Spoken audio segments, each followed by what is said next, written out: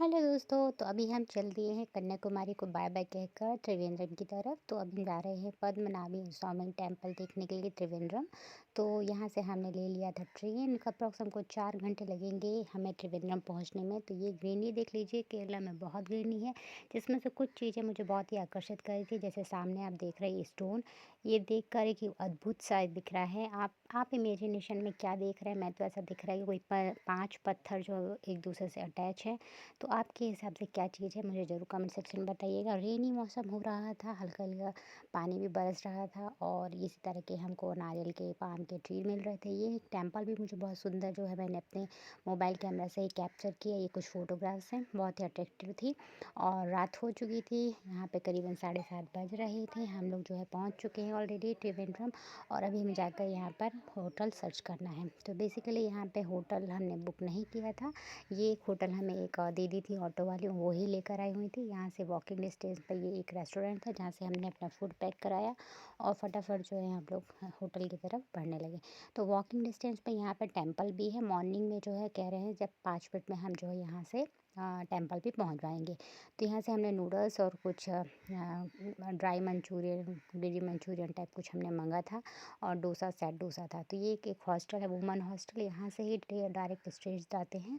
तो एक आप समझ सकते हैं लैंडमार्क है इस होटल में पहुंचने के लिए। तो होटल में व्यवस्था भी नॉर्मल थी, कुछ खास नहीं थी। हमें 1 डे के लिए रुकना था, पर हमारे लिए हिसाब से ठीक था। बहुत सारे आपको यहाँ नारियल के वृक्ष मिलेंगे, साथ ही साथ केले के मिलेंगे यहाँ पे फले हुए। तो ये नूडल्स देख सकते हैं आप लोग, उतना कुछ टेस्टी नहीं था, पर रात के खाने के हिसाब से ठीक ठाक था।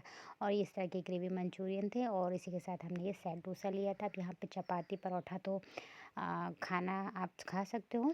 मॉर्निंग हो चुकी थी, हम लोग पहुँच गए हैं टेंपल। वॉक कर ही 5 मिनट का डिस्टेंस था हमारे होटल से। जल्दी-जल्दी हमने यहाँ से कुछ गजरा खरीदी, मैंने और मेरे सिस्टर ने लगाए। और ध्यान रखिएगा यहाँ पे आपको इंडियन ट्रेडिशनल ड्रेस पे ही आना है। तो लड़कियाँ ज़्यादातर साड़ी पहनती हैं या फिर लहंगा वगैरह जो होता है वो पहनती हैं, और लड़कों को जो होता है वो धोती पहनना होता है, वेस्टी पहनना होता है। तो जो ट्रेडिशनल लुक होता है साउथ इंडियन, वही आपको लेना है। बाद में लड़कों को तो जो होता है वो टेक ऑफ करवा देते हैं ऊपर का जो भी क्लॉथ होता है, चाहे वो आपकी शर्ट हो, बनियान हो। तो बी रेडी फॉर दिस, आप बुरा बिल्कुल मत मानिएगा, सारी जगह के अलग-अलग रिचुअल्स होते हैं। तो बस एन्जॉय कीजिए ट्रिप को। तो हम लोग पहुँच चुके हैं यहाँ पे क्लॉक रूम में।